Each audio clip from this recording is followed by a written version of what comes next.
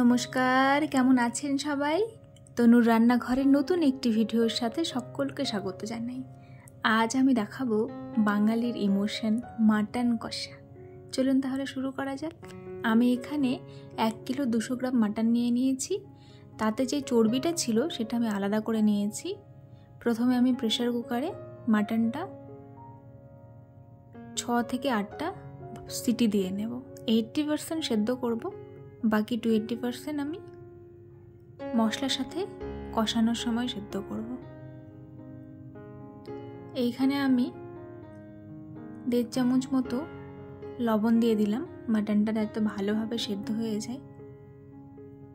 এবারে আমি প্রেসার কুকারের ঢাকনাটা বন্ধ করে দিয়ে দিয়েছি। আর মাটনে অবশ্যই থাকবে বড় বড় করে আলু। এখানে পরিমাণ মতন পেঁয়াজ নিয়ে নিয়েছি। আমি এখানে আলু নিয়ে নিয়েছি। ছুলে ফোড়নের জন্য গোলমরিচ, লবঙ্গ, বড় এলাচ, ছোট এলাচ, দারচিনি, শুকনো লঙ্কা, তেজপাতা, জিরে সব নিয়ে নিয়েছি। আর এগুলো আমি পেস্ট করব। রসুন, আদা, ধনে, টমেটো আর লঙ্কা। প্রথমে আমি আলুগুলো ভাজবো, সেই জন্য কিছুটা তেল আমি দিয়ে দিলাম গরম করতে। এই দেখুন, একে একে এবারে আমি আলুগুলো ছেড়ে দিচ্ছি। সাথে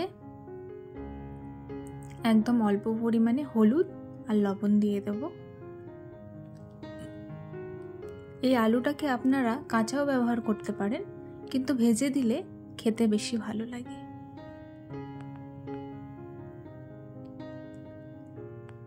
মাটন প্রেমীরা অবশ্যই আমার ভিডিওতে কমেন্টস করে যাবেন। আর অবশ্যই জানাতে ভুলবেন না কে কোথা থেকে দেখছেন। আলুগুলো আমার ভাজা হয়ে গেছে, তুলে নিয়েছি। ওই তেলের সাথে আমি আরও কিছুটা তেল অ্যাড করে দিয়েছি। এবারে তেল গরম হয়ে গেলে আমি এবারে ফোড়ন দেব। তেজপাতা দিয়ে দিলাম, শুকনো লঙ্কা আর গোটা গরম মশলা যেটা ছিল সেটা, সাথে জিরে দিয়েছি। এটা ভালো মতন এটার স্মেলটা ছাড়া অবধি আমি এটাকে ভাজবো। সাথে স্বাদের জন্য 1 চামচ চিনি দিয়ে দিলাম। তার সাথে সাথে আমি দিয়ে দিচ্ছি এখানে পেঁয়াজ কুচিটা।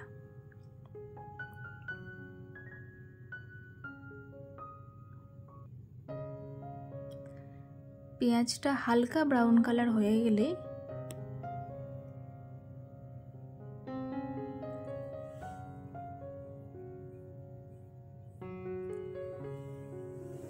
আমি এর মধ্যে বাকি মশলাগুলো অ্যাড করব। সে পেস্ট করে রাখা মশলাটা এবারে আমি ধীরে ধীরে দিয়ে দিচ্ছি।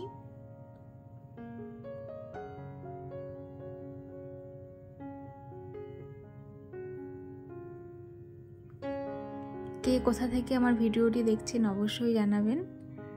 আর সবার কাছে অনুরোধ রইল, যদি আমার ভিডিওগুলো ভালো লেগে থাকে তাহলে অবশ্যই আমার চ্যানেলটিকে লাইক, কমেন্ট, শেয়ার করে বেল নোটিফিকেশানটা অন করে দেবেন, আমার ভিডিও নোটিফিকেশান সবার আগে পাওয়ার জন্য। এখানে আমি মশলা ধোয়ার বাটিটা ধুয়েও কিছুটা জল অ্যাড করে দিলাম, যাতে মশলাটা ভালো মতন কষানো যায়। তার সাথে আমি এখানে দিয়ে দিচ্ছি জিরে গুঁড়ো, পরিমাণ মতন নুন, আর সাথে দিয়ে দিলাম কালারের জন্য কাশ্মীরি লঙ্কার গুঁড়ো। এটা দিয়ে আমি কিছুক্ষণ কষাবো। এবারে আমি ঢাকা দিয়ে 2 মিনিট 3 মিনিট মতন কষিয়ে নেব। দেখুন ভালোভাবে তেল ছেড়ে গেছে, পেঁয়াজটাও অনেকটাই গলে এসেছে।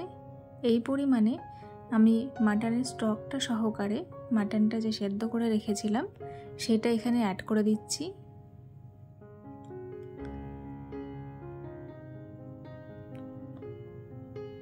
এই মুহূর্তে আমি এখানে আর জল ব্যবহার করিনি। এইবারে শুরু হবে মেন প্রসেস। যে মাটনের চর্বিটা ছিল সেটা আমি এখানে অ্যাড করে দিলাম। এবারে পুরোটাকে আমি ভালো করে মাঝে মাঝে ঢাকা দিয়ে দিয়ে হাফ কাপ করে জল অ্যাড করব। আর বেশ কিছুটা 30-40 মিনিট সময় নিয়ে আমি এটাকে বারবার করে কষাবো, তবেই কিন্তু খেতে ভালো লাগবে।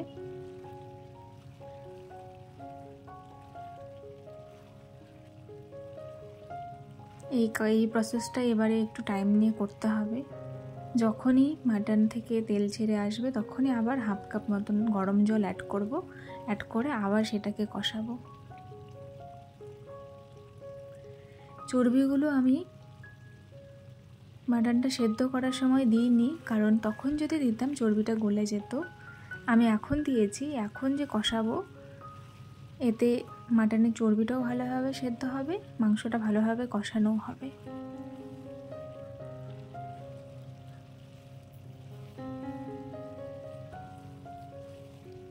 এই দেখুন আমি ভালোভাবে কষিয়ে নিচ্ছি।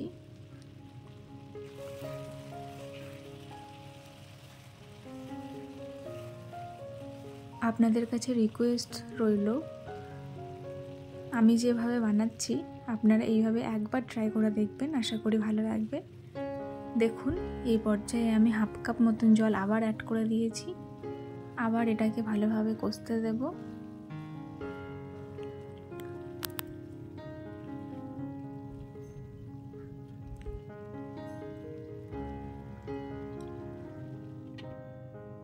এখানে আমি ঢাকা দিয়ে দিলাম।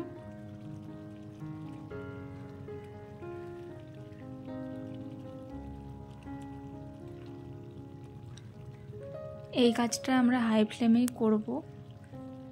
এই পর্যায়ে আমি এখানে দিয়ে দিলাম ভেজে রাখা আলুগুলো। এবার এটা দিয়েও বেশ কিছুক্ষণ ভালো মতন কষিয়ে নেব। মাটনে আমরা অবশ্যই আপনারা মাটনে গরম জল ইউজ করবেন, তাতে কিন্তু স্বাদটা ভালো হয়।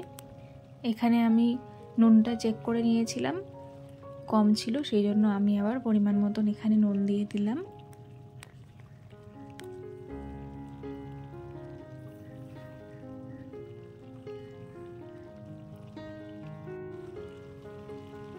দেখুন খুব ভালোভাবে মাটনটা কষানো হচ্ছে আর খুব ভালোভাবে ফুটছে মাটনটা।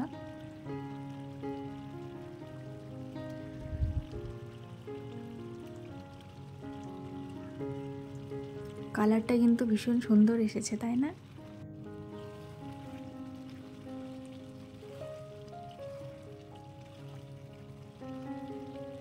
মাটন রান্না করার সময় বারবার কিন্তু এইভাবে একটু নাড়িয়ে দিতে হবে, কারণ কোনো মশলা যদি মাটনের লেগে যায় তাহলে সেটা স্মেলটা পুরো মাটনটাতে চলে আসে, তাতে কিন্তু একদমই খেতে ভালো লাগে না। তো সেটার খেয়াল রাখতে হবে অবশ্যই। এবারে আমি একটা প্লেটে তুলে দেখাচ্ছি যে আমি মাটনটাকে কতটা ভালোভাবে সেদ্ধ করে নিয়েছি। 80% প্রেশার কুকারে করেছি, এখানে 20% করেছি। এটা মাটনটা কিন্তু ভেঙে ভেঙে ছেড়ে ছেড়ে যায়নি কোনো পিস থেকে। আবার কিছুক্ষণের জন্য আমি ঢাকা দিয়ে দিয়েছি, তার মাঝখানে আমি দেখিয়ে নিচ্ছি। দেখুন আলতো করে হাত দিয়ে আমি মাটনটাকে ধরতেই ছেড়ে যাচ্ছে, কিন্তু পিস থেকে একদম মাটনটা গলে যায়নি। এই রকম করে একটু খেয়াল রেখে করতে হবে, তাতে কি খেতেও ভালো লাগে আর দেখতেও ভালো লাগে। যদি ছাড়িয়ে ছাড়িয়ে যায় মাটনের পিসগুলো তাহলে কিন্তু টেস্টটাও ভালো হয় না। তো সেটার দিকে অবশ্যই খেয়াল রাখতে হবে। দেখুন আমার মাটন থেকে আবার তেল ছেড়ে গেছে। এইবারে আমি পরিমাণ মতন জল দিয়ে দিলাম।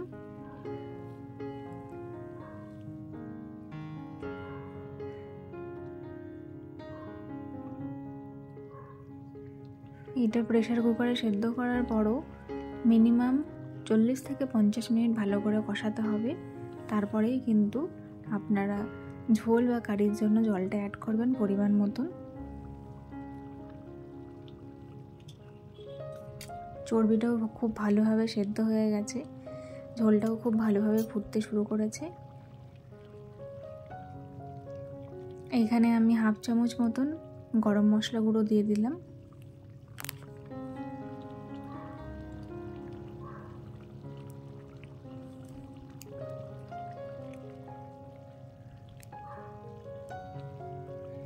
দেখুন এটা খুব ভালোভাবে হয়ে গেছে। এবার আমি নামিয়ে নেব। জাস্ট কালারটা দেখুন অসাধারণ হয়েছে, তাই না? তবে অ্যাকচুয়ালি দেখা হবে আর একদিন আরেকটি ভিডিওর সাথে। ভালো থাকবেন, সুস্থ থাকবেন, ধন্যবাদ।